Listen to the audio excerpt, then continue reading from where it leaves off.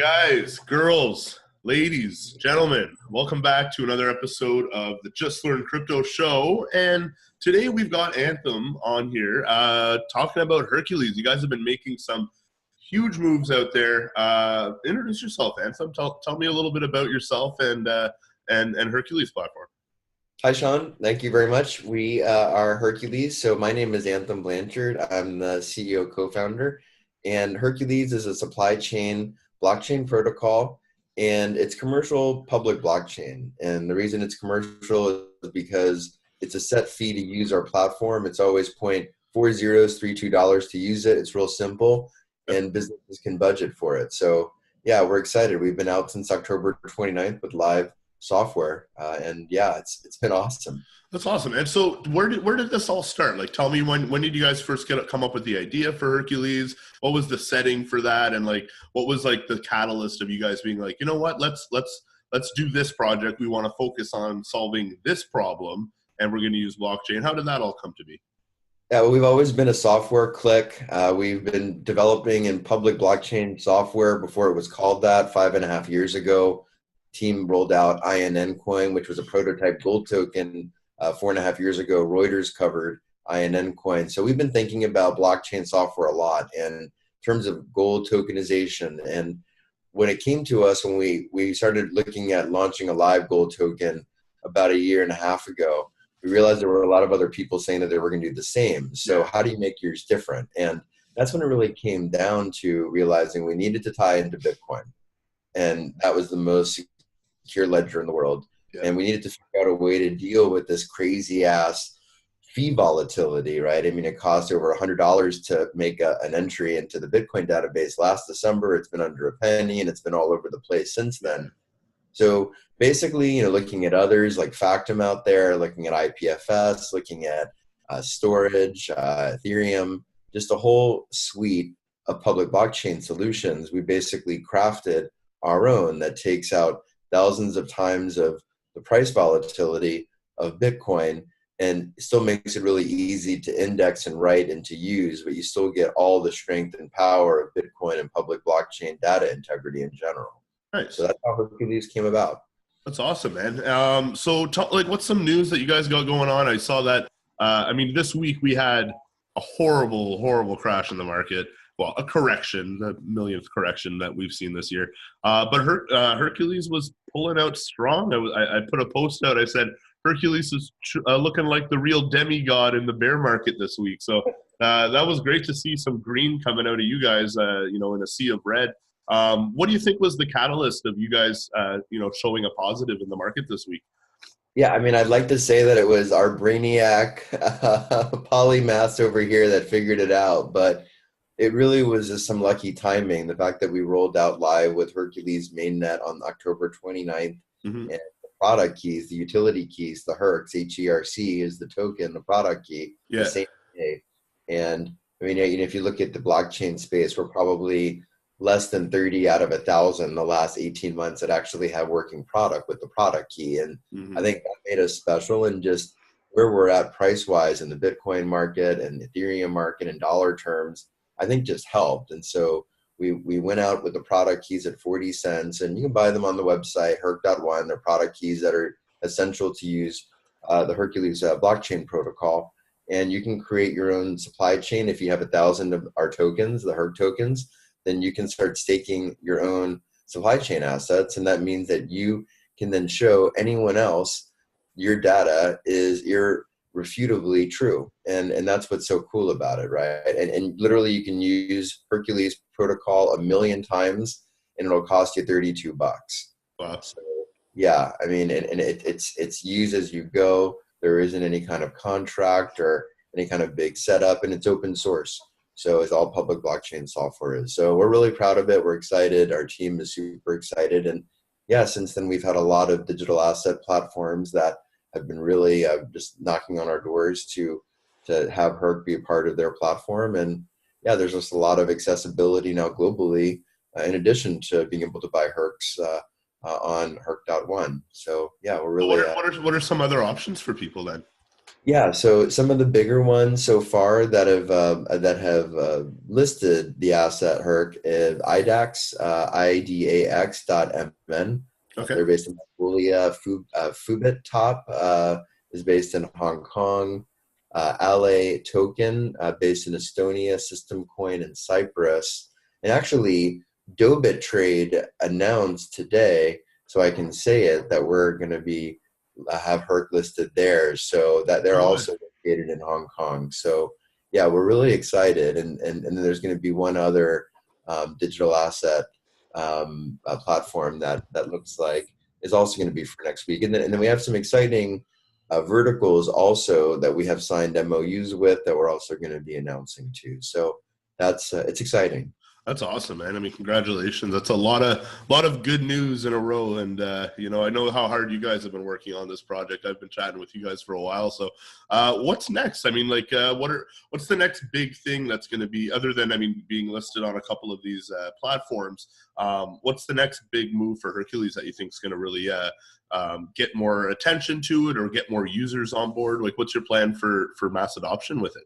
I mean, every day we have now multiple people on average asking us about new verticals, anything you can imagine. I mean, from brick and mortar type things to digital assets and all kinds of different applications, simple to more complex. And then our proof of human work, the way that we secure the integrity of our chain is through people playing games. So we just use the randomness of people playing games, and it's called stenography, or like salting an algorithm with randomness. And so we don't Okay. even need people's actual information, their data at all. We just need to know they're actual random people.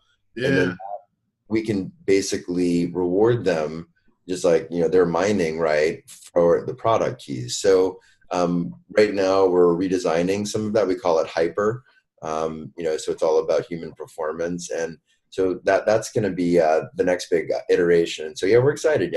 Games, billions of people play them. We all love to play games of different sorts. So to be rewarded for our uniqueness and while we're playing games is a pretty cool thing, we think.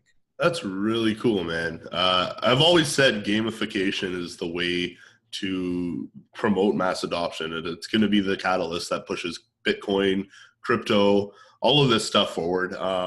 It's got huge potential, man. If you can make something that is going to go viral and that's fun and easy to use, it's just all the better for the entire community. You guys have any stops coming up on the conference tours? Anywhere that people can catch you guys in person? It's a good question. We've got IJ on the trail. I think he just was in Athens and he's going to be in Cairo, I think, now. So he's been all over Europe. You're going to see a little bit more out of us out of Asia. I'm going to be down in Miami for Art Basel, and we'll probably have representatives, and we have to have someone at Mo's event for sure. And we spoke there last year, and we've been there in years past. So Yeah.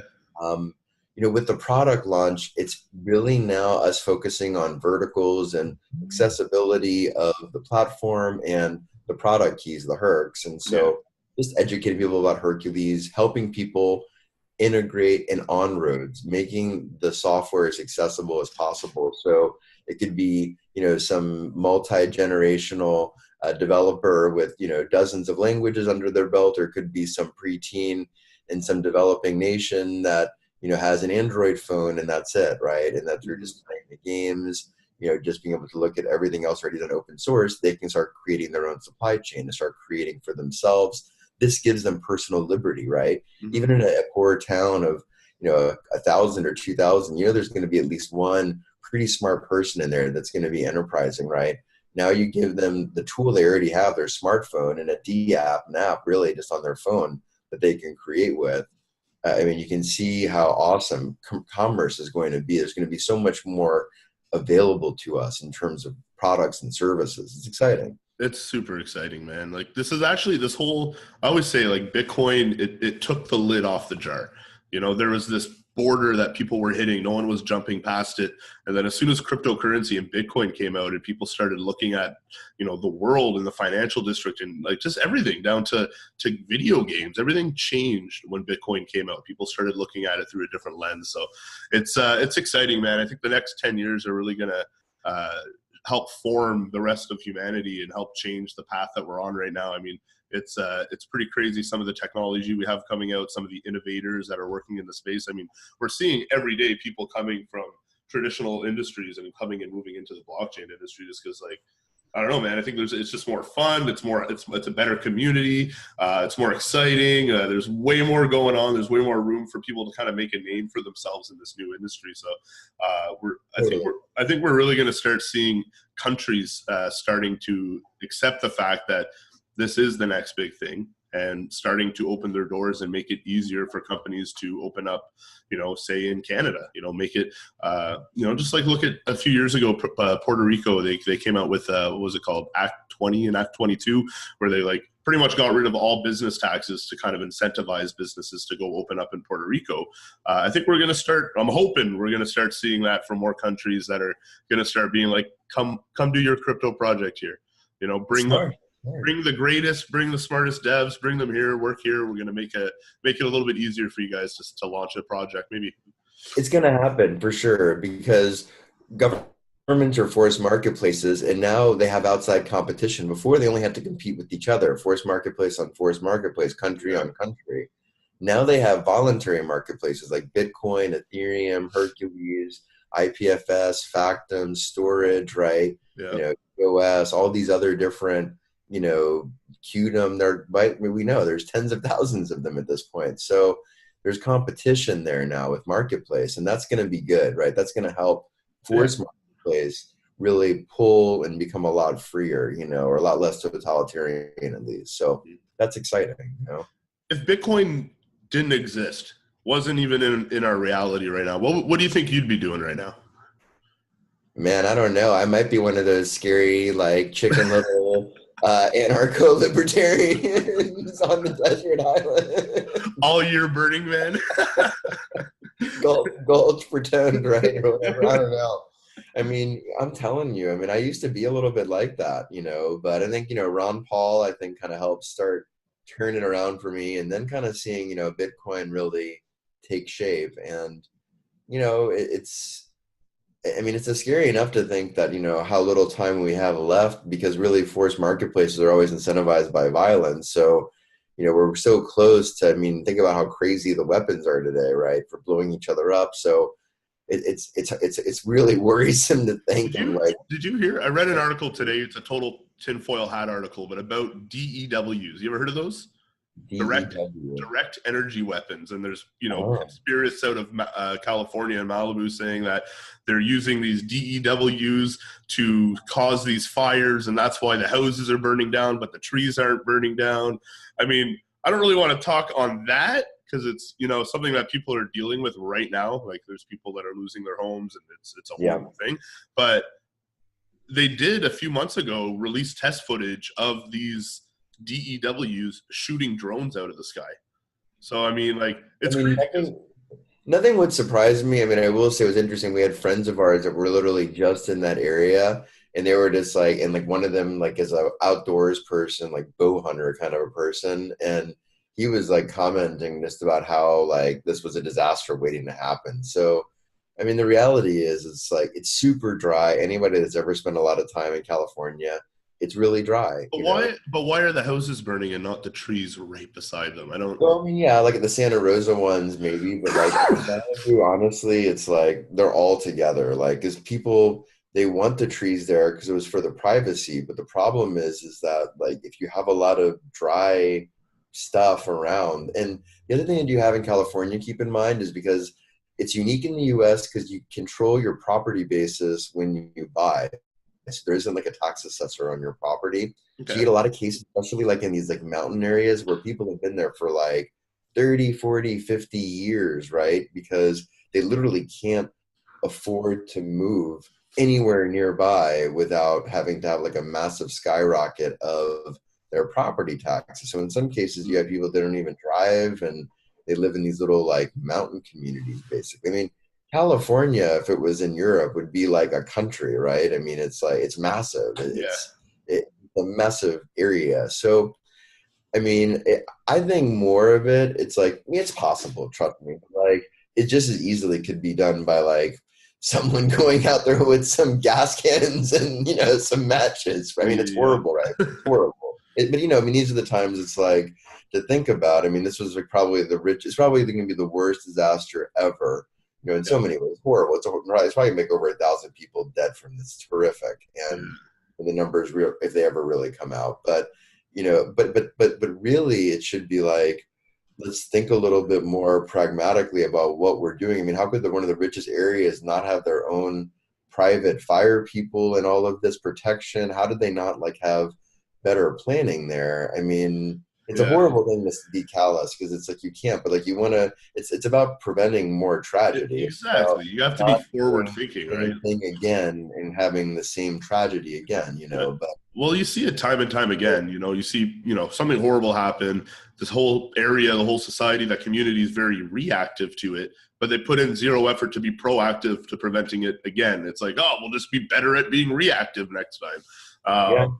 Yeah. And I mean, it's a good analogy for our world. And I mean, that software is like magic, because it helps us replicate human activity. And blockchain software is like real magic, because it helps us replicate human activity and do it in a perfect way that's then provable to somebody else in the future that it was done this way. And that's revolutionary. So, but it's taking over an entire world of commerce that is literally based on deceit, because that's how the financial structure works. And I have authority to speak to that point, because I've sat on the boards of public companies before. I'm family office, second generation. I've spoken, financial media for years, right? I've been an authority. I know the old school financial world. And the reality is there's a limited amount of quarterly reporting that needs to happen statutorily. And it's all about a game of really taking it to the limit of what you can get away with, because your competitors will if you do not, and you go under. And that's the ruthless world. Whereas in blockchain, all the numbers are perfect. And there's the game incentive to everybody work together to become better off. Like, whereas like in a traditional public company or any kind of like LLC, anything, it doesn't matter, public or private, that it's this hierarchical structure. And it's all about like, because you can't prevent other people from screwing you or colluding against you. It's called prisoner's dilemma game theory. So therefore you have to collude against them first. And that's why we see all these groups and cults and any kind of division of people is just like people trying to form groups to out collude somebody else, right? And now we can get rid of that whole crazy, violent way. I mean, which has been the way that we've known for thousands of years of human history. It's right? Like pack mentality, man. That's what it is, really. It's had to be that way, but now that machines can be the controllers of our rules instead of we as humans be the controllers of how the rules get enforced, all of a sudden it completely opens things up. So it's exciting. It's exciting times. I'm excited, man. I just hope that the world survives another 20 years so I can see all the cool shit that gets invented. Yeah. Well, that's what we got to push, right? Once Bitcoin becomes the number one user of energy in the world, outside of, China or the US or any marketplace, I think that's when the numbers will be pointing and saying, that is where the world's demand wants to go as a marketplace. So, that will show that we've got tipping point. So, correct me if I'm wrong. I might be wrong, but from what I understand, in most markets right now, the cost to produce a Bitcoin through mining and everything is around $6,000. Now we're seeing Bitcoin price under that cost. So, like from a mining standpoint, it must be kind of unprofitable right now, I guess, for a lot of people to be mining cryptocurrency. I mean, do you see it? I find it's one of the biggest arguments people. I try to remain unbiased. I love Bitcoin and everything, but I'm not just going to dismiss someone's debate about the other side of the coin. And one of the ones that I get the most often from people is that, look how much energy it uses to create Bitcoin. Now, do you think that's going to be a factor in its inherent value over the next 10 years? Or do you think it's going to be a crutch that stops it from scaling? Yeah, I mean, I think it's just a natural effect of scaling. I mean, if you look at histories of computing, I mean, computing has always gotten more efficient over time as we use it more, right? It gets like when the first programmable computers were invented in 1941, it took a lot of energy to like wasn't it like the size of like a 2-story building or something? Yeah, right. And it can't even do like probably a millionth of what an iWatch could do, right? You know what I mean? Imagine how much coal had to get burned off to make like a simple, a basic algebraic, pre-algebraic formula. It's insane, right? Yeah. So it's the same thing we're seeing. The reality is that public blockchain software is not commercialized yet. Nobody in their business uses Bitcoin other than as a form of payment, but that's different than using it as software, right? Yeah. It's different accepting Satoshis from people, the product keys for Bitcoin, than it is saying I'm using Bitcoin software as part of my commercial enterprise. So that's really where we're at right now. And I think what we're going to see the next 10 years is going to see the commercialization of public blockchain software. You're now starting to see price stabilize enough in the tokens and how many tokens it takes or how many keys it takes to use these different public blockchain softwares, and then that makes it budgetable. It's like basic business 101. If you can't budget for a cost, if you can't predict what a cost is going to be, or you can't then hedge against the cost somehow, if you can't predict it, then you're not going to deal with it. Or like it's going to be like a crazy like service. It's going to be crazy expensive that not a lot of people can really use. So, and that's what we've seen. I mean, that's kind of been the history over the last 10 years, right? So you think that basically the technology is going to get more efficient to the fact that it's not going to cost so much to create these Bitcoins or do the mining for it. It's going to get improved. Totally. I mean, we're already seeing little bits of that, right? Segregated witness, right? SegWit, Lightning, right? I mean, it's just starting, right? But there's a chip I heard about. I forget who's coming out with it, but it's supposed to increase the profitability of miners. It's like a plug-in by like up to 60%. You ever heard of anything like that? I haven't, but I believe it. I'm not really in mining in terms of like, like the traditional kind of proof of work electricity. I mean, I respect it, obviously. But, I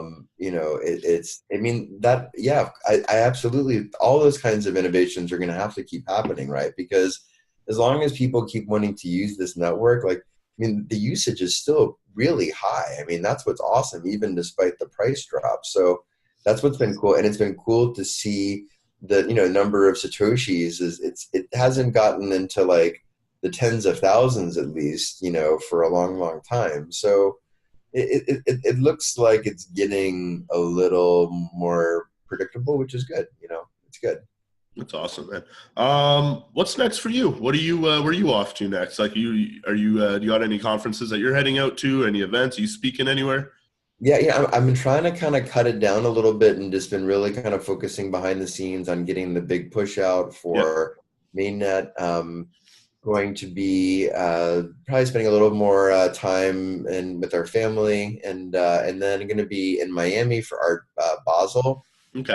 That's the first time I'm ever going to this. So kind of the establishment world and kind of my family office world, but then my new school world. And that's what I love about public blockchain, because we don't have a change of control issue because they're product keys. So people that have been legacy for hundreds of years can benefit, people that are new can benefit, people that have no wealth can benefit, everybody can benefit, and everybody pulls together the same way. It's what's so cool about it. And there's not this fear of like, oh, people are going to try to take over other people, because this is not how the structure works. So like, we could have all the tokens go out to one entity and it still wouldn't matter, because that's not how the token economics are constructed. It still, matters in terms of like who is actually iterating the software, right? I mean, that's like how blockchain works. So, so that's what's so cool, and really been trying to educate a lot of like the older generational families. So we kind of removed the fear out of,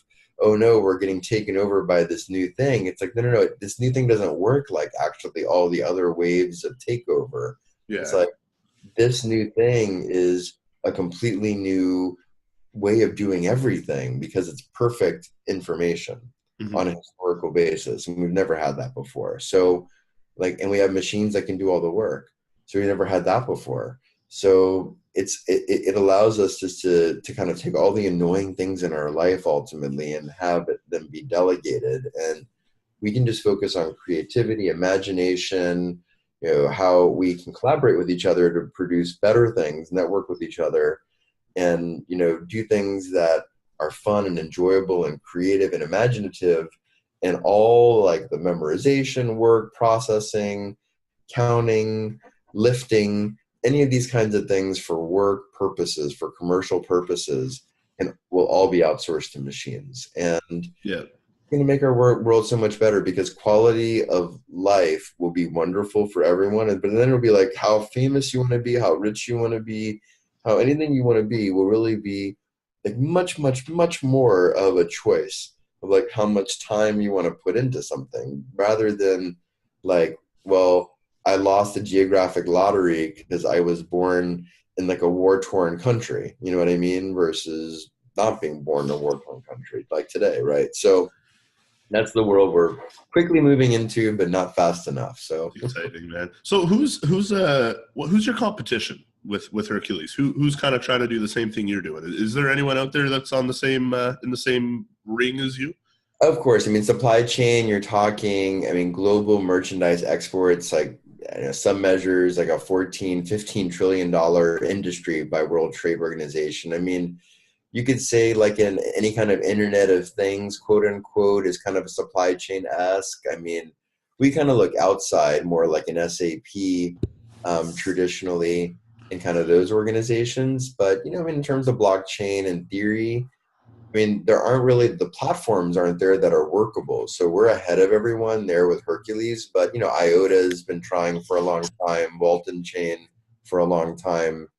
We're really excited because we really come out this with a working business model and a real platform that works, and until we made the tokens public, the product keys public, we just took an approach that we wanted Hercules protocol to be ready to go mainnet before we launched the product keys, the Hercs live. And I think that makes us special. So I think this next wave of public blockchain groups, you're going to see people launching the tokens, launching the product keys with the product. So Yeah. I think maturity, it's just the evolution of product. I feel like, most companies were just rushing to get something out to the market so that they could take advantage of the ICO craze of 2017, so Totally.